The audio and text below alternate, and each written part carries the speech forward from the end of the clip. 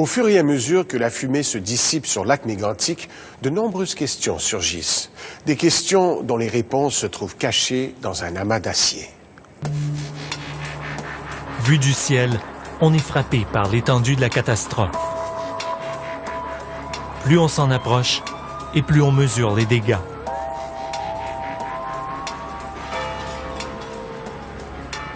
Le centre-ville est en lambeaux. On dirait une zone de guerre.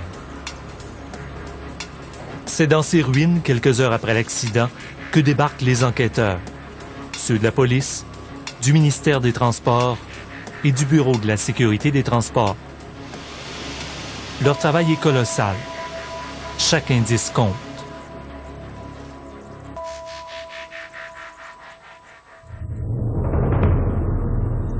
On sait aujourd'hui que la force de freinage appliquée sur le train de lac Mégantic était insuffisante. Les enquêteurs doivent trouver pourquoi.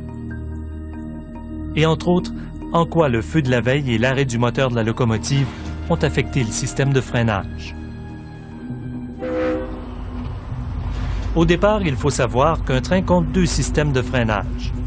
Un pneumatique pour freiner le train en mouvement et un manuel pour sécuriser le convoi à l'arrêt. Dans le système pneumatique, des compresseurs situés dans les locomotives produisent de l'air qui est stocké dans les réservoirs principaux. Cet air comprimé file ensuite dans cette conduite de wagon en wagon jusqu'à la queue du train. Elle alimente au passage des réservoirs auxiliaires sur chaque wagon. Quand le mécanicien de locomotive pousse la manette des freins, il se crée un jeu de pression d'air dans le système, jusqu'au piston de freinage qui active les leviers et serre les freins.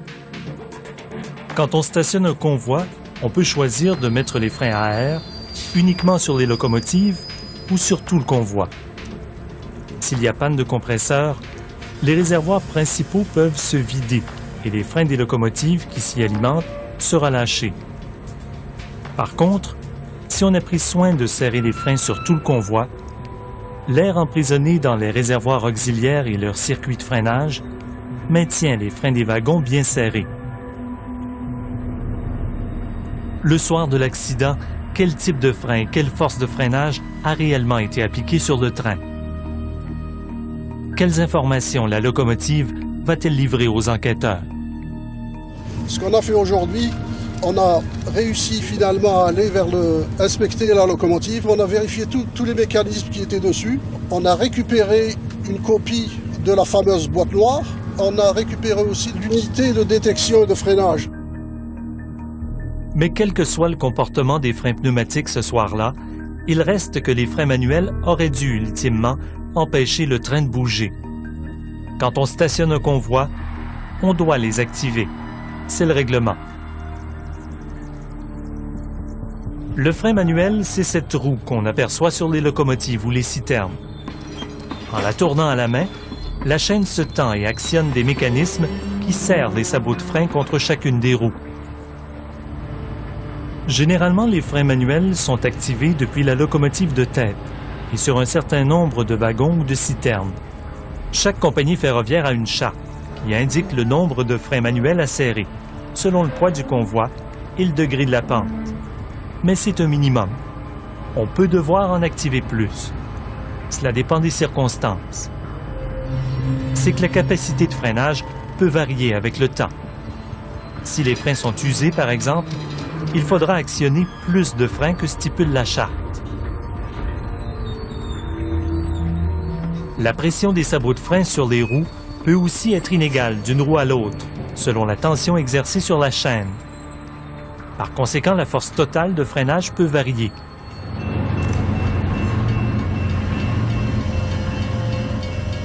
En dernier ressort, donc, c'est au mécanicien de locomotive qui est aux commandes du train de déterminer le nombre total de freins manuels qu'il va activer. Et la seule façon de savoir combien de freins manuels il doit mettre, c'est de faire un test d'efficacité de frein. Un test obligatoire qui consiste à essayer de bouger le train une fois que les freins manuels sont actionnés. Une manœuvre qui est consignée dans la boîte noire du train. Mais comme les enquêteurs l'ont observé dans le passé, ce test n'est pas infaillible. La deuxième question soulevée par les enquêteurs concerne le pétrole contenu dans ces citernes, celui qu'on retrouve partout, dans le sol et les fondations des maisons.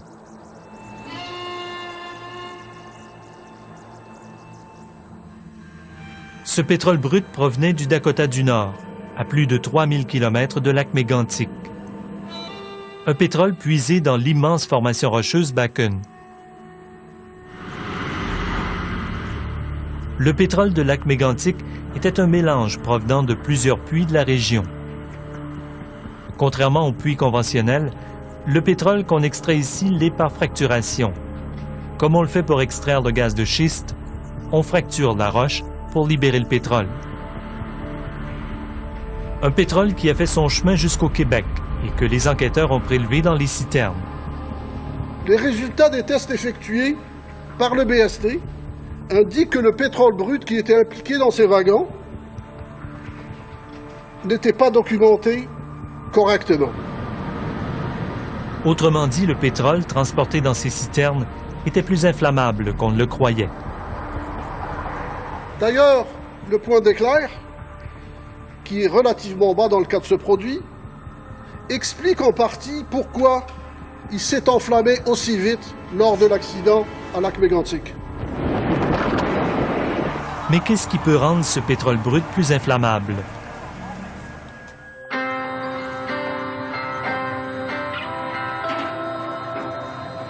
D'abord, les pétroles bruts sont très différents les uns des autres. Les composés qu'ils contiennent sont multiples et peuvent varier d'un puits à l'autre. Un pétrole léger, par exemple, contient davantage de composés volatiles. Une fois dans la citerne, une portion de ces composés, même à température ambiante, peut former des vapeurs de pétrole. Ce sont ces vapeurs qui ont pris feu à lac Mégantic. Un pétrole lourd, en comparaison, contient moins de produits volatiles. Il devra être chauffé à plus haute température avant de produire autant de vapeur de pétrole, ce qui le rend moins inflammable. Le pétrole extrait par fracturation peut aussi contenir plus de composés soufrés, qui sont aussi volatiles. Est-ce que le pétrole de Bakken est particulièrement léger? Y a-t-il d'autres composés qui ont pu le rendre plus inflammable? Pour l'instant, l'enquête se poursuit. La troisième question concerne les citernes. Les enquêteurs se demandent si elles sont adaptées au transport de ce pétrole. En ce moment, 240 000 citernes non pressurisées de type DOT 111 circulent en Amérique du Nord. Des citernes dont la sécurité est remise en question par les autorités qui gèrent le transport de matières dangereuses aux États-Unis. Bulk shipments of high hazards continue to pose a risk. Le transport des matières dangereuses présente un risque. On l'a vu à lac Mégantic. Nous allons solliciter des avis pour renforcer la sécurité du transport de ces matières par rail, y compris des modifications à la conception des citernes 111. Including changes to the design of the DOT 111 tank cars. Le problème de cette flotte de citernes à basse pression, c'est qu'elle prend de l'âge. Certaines citernes ont plus de 40 ans.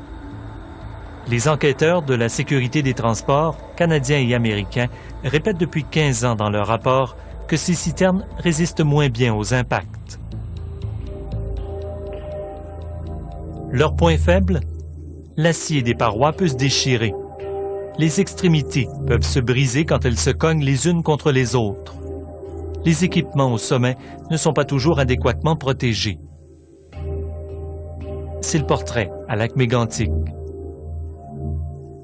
En 2011, l'industrie nord-américaine a revu leurs spécifications pour les renforcer. Les plus récentes citernes sont faites d'acier plus épais et de meilleure qualité. Elles ont des boucliers qui couvrent en partie ou en totalité les extrémités et des enceintes plus robustes pour protéger les équipements au sommet. Le genre de citerne qu'on pourrait exiger dans le futur. En ce moment, la moitié des citernes qui transportent le pétrole appartient à la vieille génération et on ne peut pas les éliminer d'un coup. Leur mise à niveau coûterait trop cher selon l'industrie et elle n'est pas toujours possible techniquement. On ne peut pas épaissir, par exemple, l'acier des parois.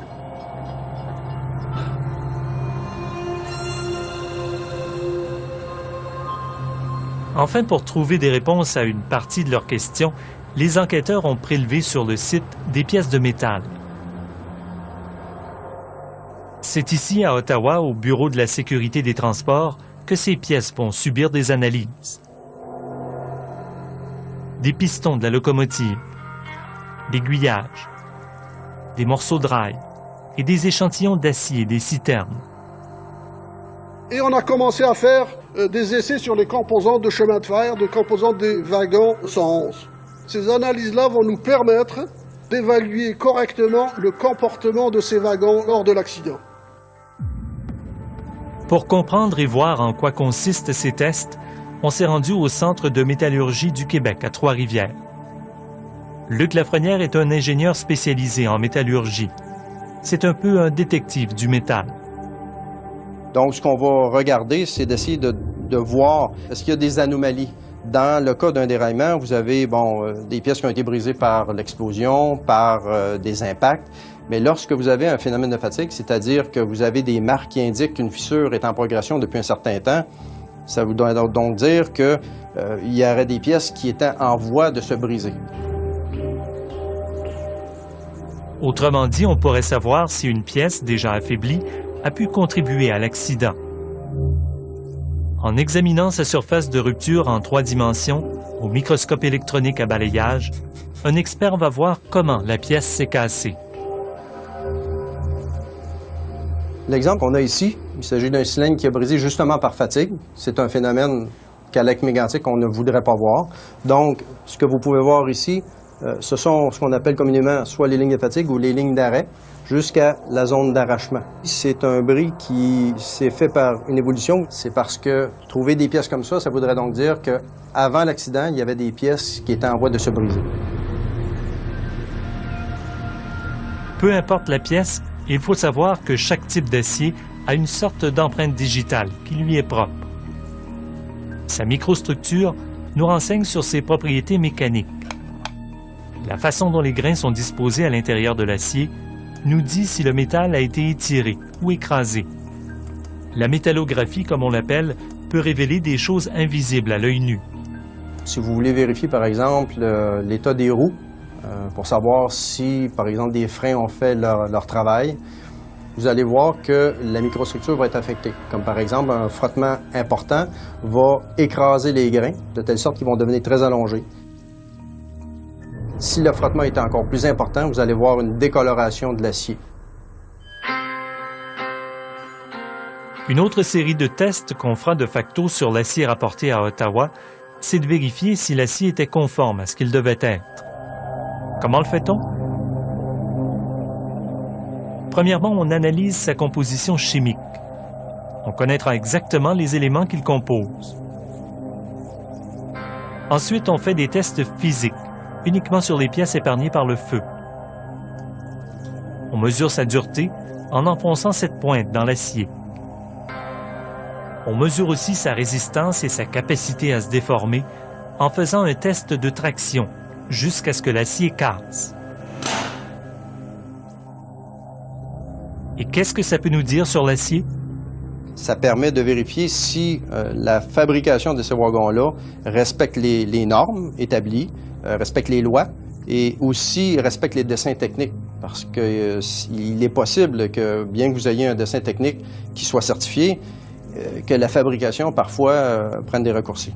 Raison pour laquelle il devient intéressant de contourner le problème en examinant des wagons qui seraient en amont ou en aval, qui n'auraient pas été exposés au feu et qui sont de la même famille ou du même lot que ceux qui précédaient.